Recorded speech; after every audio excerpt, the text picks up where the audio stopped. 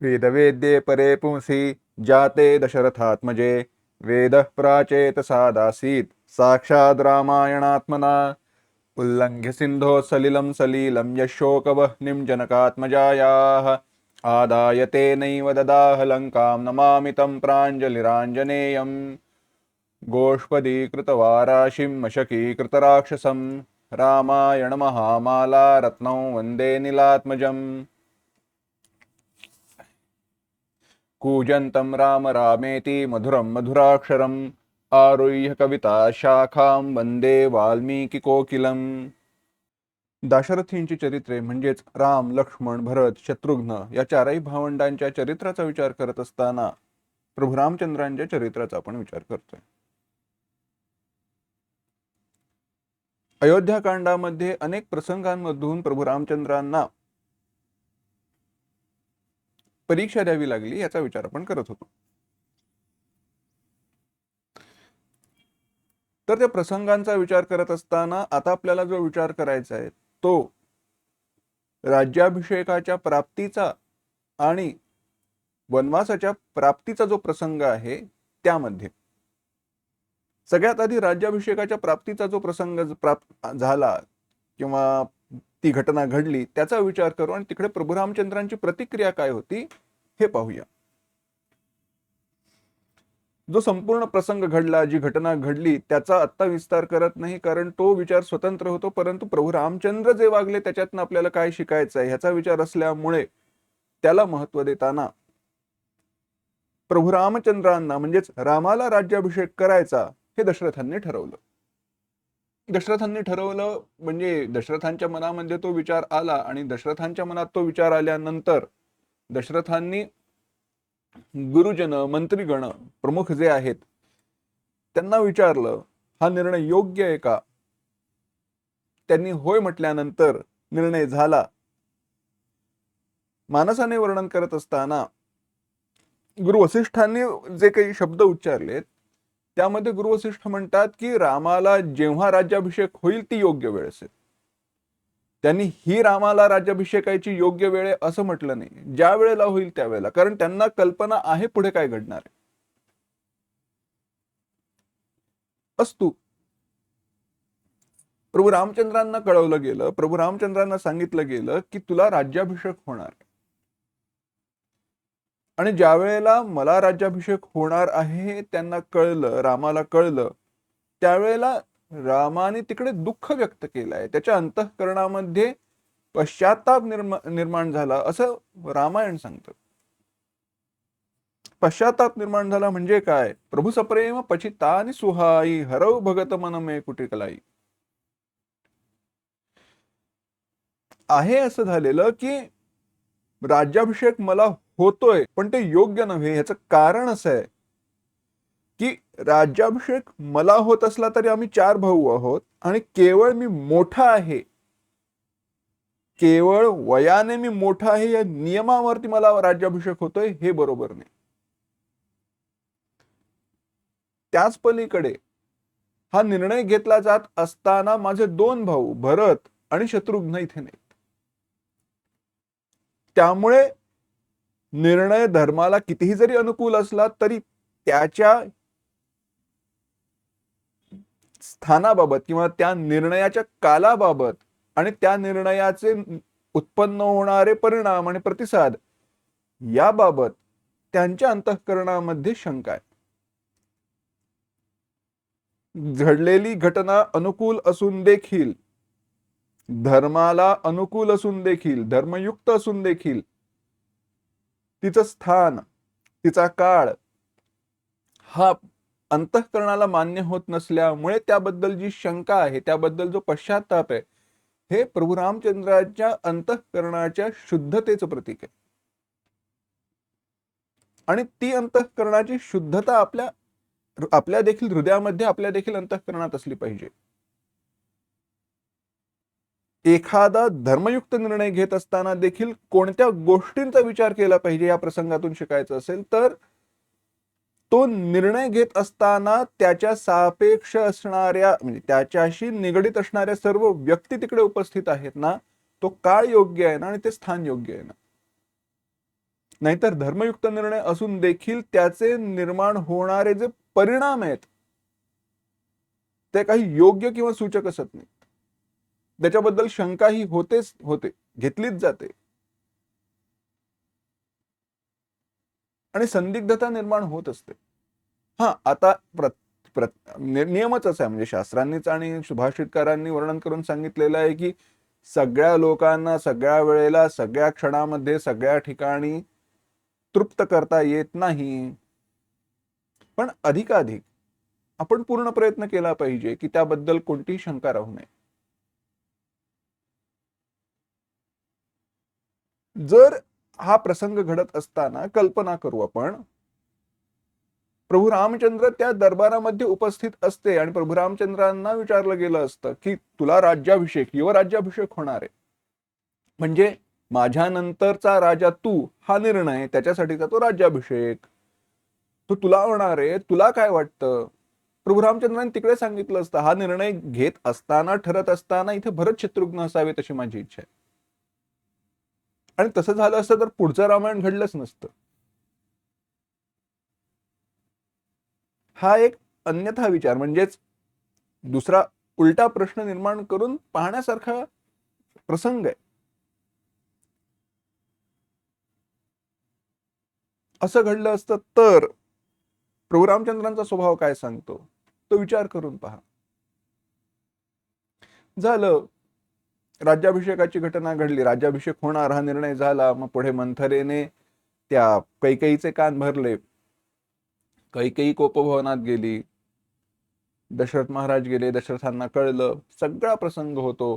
प्रभू रामचंद्र तिकडे जातात, कारण प्रभू रामचंद्रांना बोलावलं जातं. प्रभू रामचंद्रांना बोलावलं गेल्यानंतर माता कैकेयीच सांगते, कारण दशरथ महाराज तर मूर्छित असतात, पण राजांनी मला असं वचन दिलंय, असं असं होणार आहे. प्रभू रामचंद्र मान्य करतात, यांना अजिबात वाईट वाटत नाही. उलट वडिलांच्या आज्ञेचं पालन करायचं मला अजून एक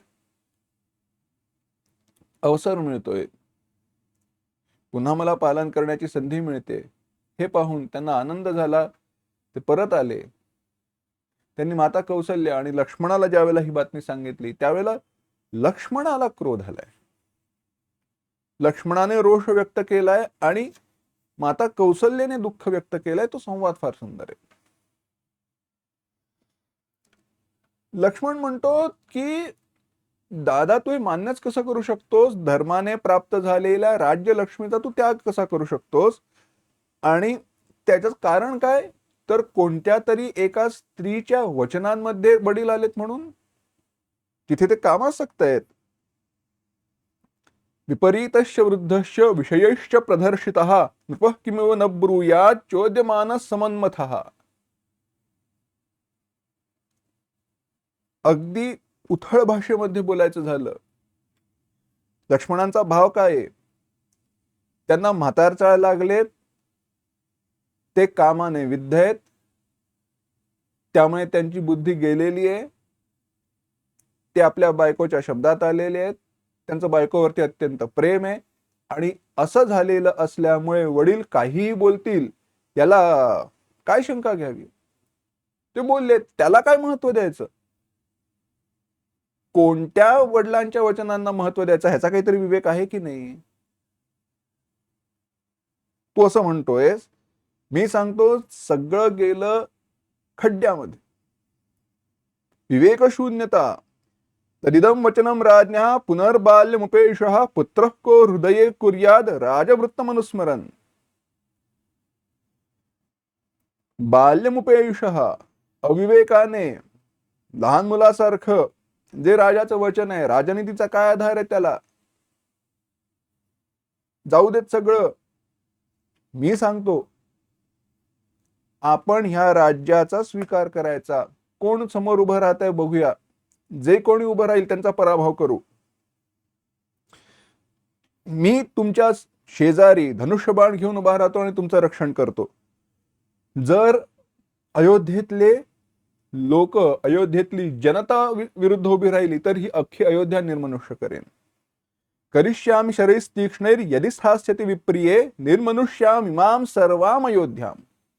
ही सर्व अयोध्या मी निर्मनुष्य करून टाकीन जर का अयोध्येतले जन तुमच्या विरुद्ध उभे राहिले तर. वडील उभे राहिले तर त्यांना कैद करून आपण बंदिवासात टाकू. गुरुजी विरुद्ध उभे राहिले तर त्यांनाही दंड देऊ. कारण बलमेश किमाश्रित्य हेतुम वा पुरुषोत्तम दातुमिच्छति गुरोरप्यवलिप्तस्य कार्याकार्यमजानतः. कार्याकार्यमजानतः कर्तव्याकर्तव्यतेचं ज्ञान ज्या गुरूंचं हरवलेलं आहे त्यांना आणि कुमार्गावरती जे चालू लागलेले आहेत त्यांनाही दंड देणं उचित आहे. त्यामुळे मी तुझी शपथ घेऊन सांगतो की ही राज्यलक्ष्मी तुम्ही भरताला देऊ नका, तिचा स्वीकार करा बलाने.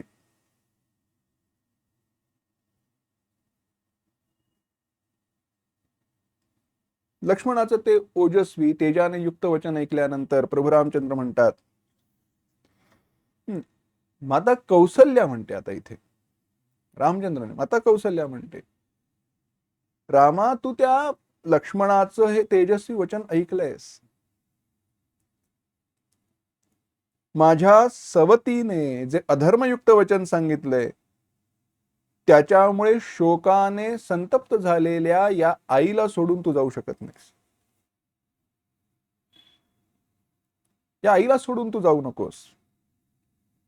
हा सर्व प्रसंग का सांगतोय? कारण ही पार्श्वभूमी लक्षात आली पाहिजे आणि त्या पार्श्वभूमीवरती प्रभू रामचंद्रांनी काय उत्तर दिलंय हे जाणलं पाहिजे. या आईला सोडून तुला जाता येत नाही. मी तुला वनामध्ये जाण्याची आज्ञा देत नाही. वडील आज्ञा देत आहेत ठीक आहे, पण माझ्या आज्ञेचं तुला पालन केलं पाहिजे. मी तुला आज्ञा देत नाही.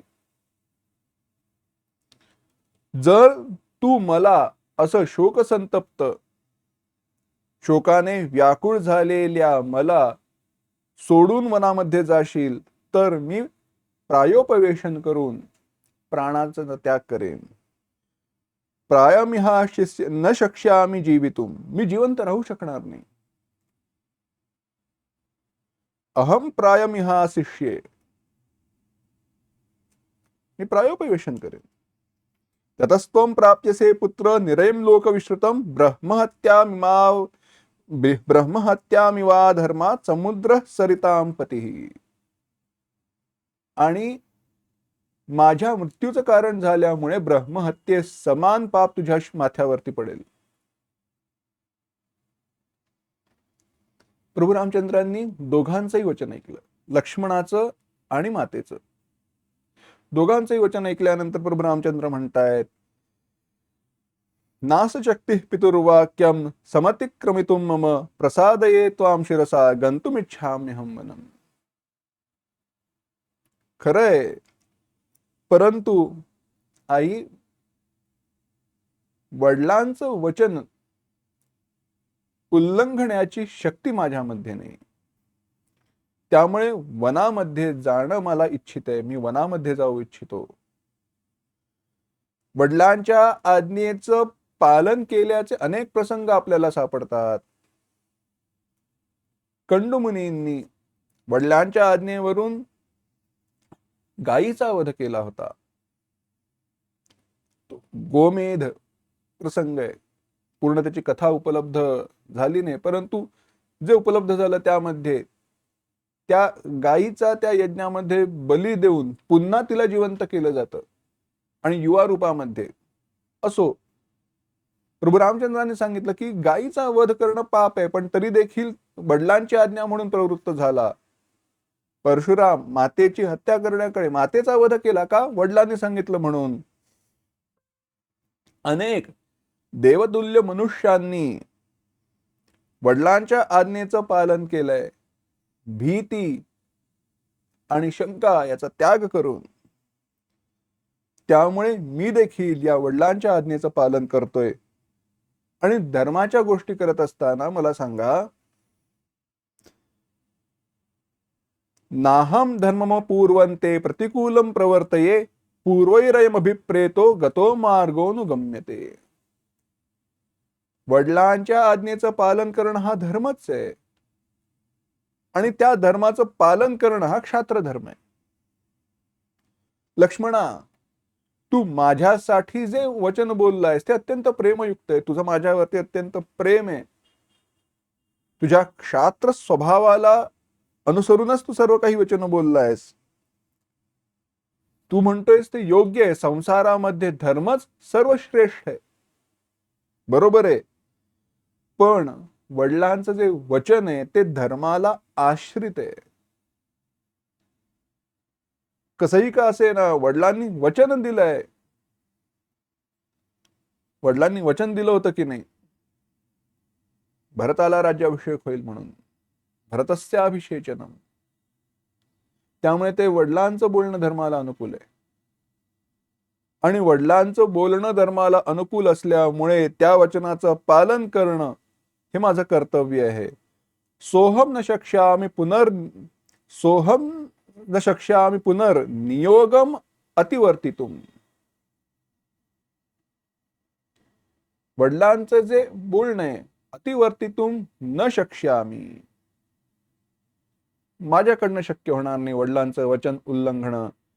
पितुर्हि वचनाद् वीर कैकेय्याहं प्रचोदितः. कारण कैकेयीने मला वनामध्ये जाण्याचं सांगितलंय ते वडिलांच्या आज्ञेवरूनच सांगितलंय, वडिलांमुळे प्रेरित होऊनच सांगितलंय. ते वडिलांचं बोलणं आहे. वडिलांची आज्ञा माझ्याकडून उल्लंघिली जाऊ शकत नाही. त्यामुळे ही क्षात्र तेजाने युक्त जी बुद्धी आहे तुझी, तू धर्माचं बोलतोयस पण त्यामध्ये तुझं क्षात्र तेज उफाळून वर आलंय. ती धर्मबुद्धी त्या क्षात्र तेजाने अभिभूत झालीय. थोडा धर्मबुद्धीचा आश्रय घे. धर्ममाश्रय मा तैक्ष्ण्यम. ही जी तीक्ष्ण क्षात्रबुद्धी आहे ती बुद्धी नव्हे. मदबुद्धीर अनुगम्यता. आणि धर्माचा आश्रय घेऊन मदबुद्धीर अनुगम्यता, माझ्यानुसार अनुसरण कर. अनुसरण, विचारांचं अनुसरण. मी ज्या विचारांवरती चाललोय त्या विचारांवरती चालून बघ, तुझ्या लक्षात येईल. पुन्हा मातेकडे वळून राम म्हणतायत, माते मला आज्ञा दे, तुला नमस्कार करतो. मोठी परीक्षा आहे ही. एके ठिकाणी आईचं वचन आहे. अजून माता कौशल्याचा युक्तिवाद संपला नाहीये. एके ठिकाणी क्षात्र तेज आहे. पण आपल्या निष्ठेवरून, आपल्या त्या धर्म अधर्माच्या विवेकावरून प्रभू रामचंद्र ढळत नाहीत. आणि हे अत्यंत कठीण आहे. अजिबात सोपं नाही. अजिबात सोपं नाही आहे. कारण एके ठिकाणी क्षात्र तेज आहे आणि एके ठिकाणी मातेवरचं प्रेम आहे. आणि दोनही सबळ कारण आहेत वडिलांच्या वचनाचा त्याग करून राज्यावरती बसायला. उलटा विचार करत असताना, अभ्युपेयतेचा स्वीकार करत असताना, उलट असं असेल तर काय याचा विचार करत असताना, राज्याभिषेक मलाच होईल, भरताला राज्याभिषेक होऊ शकत नाही. कारण वडिलांचं वचन हे पाळणं धर्म जरी असला तरी ज्या अवस्थेमध्ये वडिलांनी वचन दिलंय ती अवस्था वचन देण्याच्या योग्यतेची नव्हती. त्यामुळे त्या शब्दांना अर्थ नाही. अनेक प्रकारचा युक्तिवाद करता येतो, परंतु ह्याचे होणारे परिणाम हे अधिक भयानक असल्यामुळे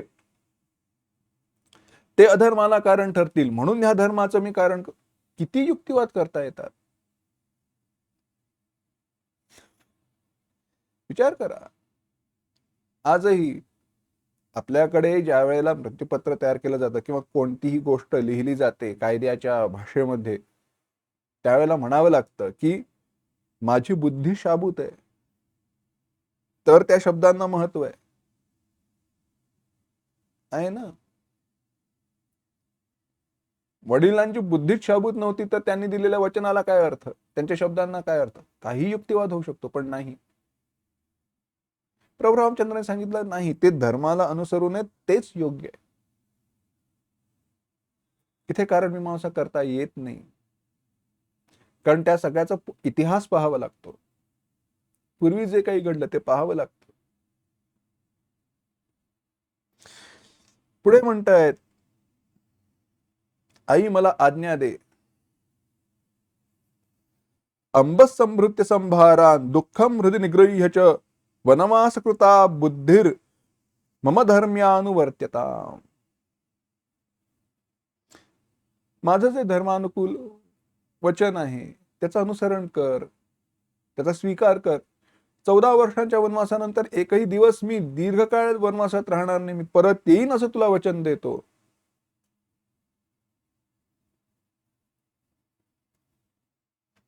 मला जाण्याची आज्ञा दे.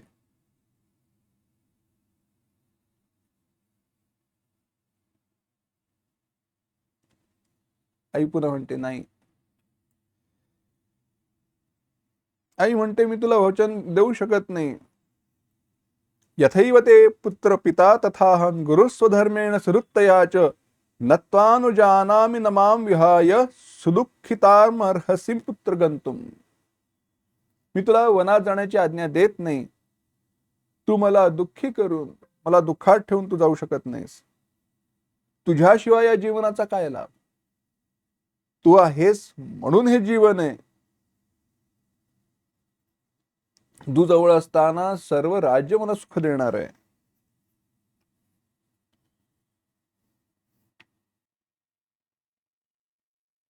त्यावरती प्रभू रामचंद्र म्हणतायत, गुरुश्च राजाच पिताच वृद्ध क्रोधात प्रहर्षाद अथवापि कामात यद्व्यादिशेत कार्यमवेक्ष धर्मम कस्तम न कुर्याद अनृशंस वृत्ती. प्रभू रामचंद्राने एकच उत्तर दिलं, दशरथ महाराज आमचे वडील आहेत, गुरु आहेत, राजा आहेत आणि अत्यंत माननीय पुरुष आहेत. क्रोधाने, हर्षाने अथवा कामाने प्रेरित होऊन कोणत्याही कार्याची त्यांनी आम्हाला आज्ञा दिली तर त्या आज्ञेला धर्म समजून आम्हाला त्याचं पालन केलं पाहिजे.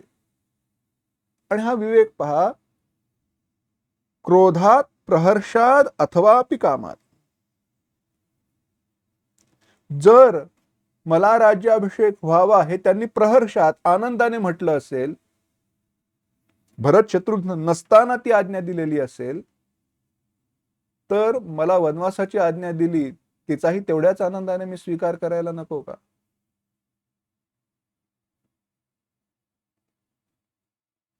तिकडे कुठे धर्म संपूर्ण पाळला गेला? मला ज्या वेळेला राज्याभिषेक व्हावा त्यावेळेला सगळेजण उपस्थित होते का?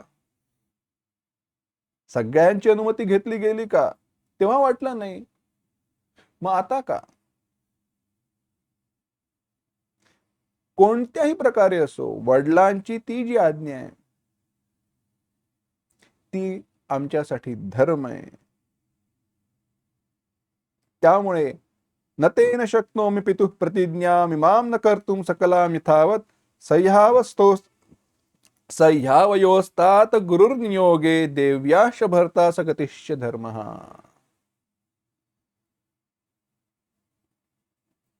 तोच आमच्यासाठी धर्म आहे.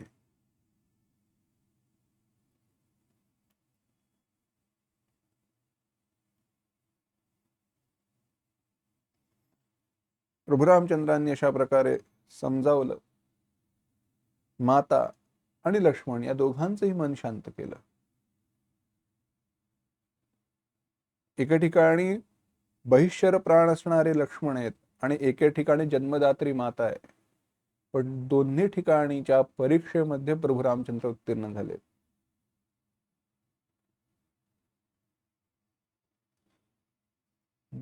रामो विग्रहवान धर्म. प्रभू रामचंद्र हे विग्रहवान धर्म आहेत. धर्माचा विग्रह म्हणजे धर्माची मूर्ती आहे. हे रामायण ज्या कारणांमुळे वर्णन करतं त्यातील हे एक कारण आहे.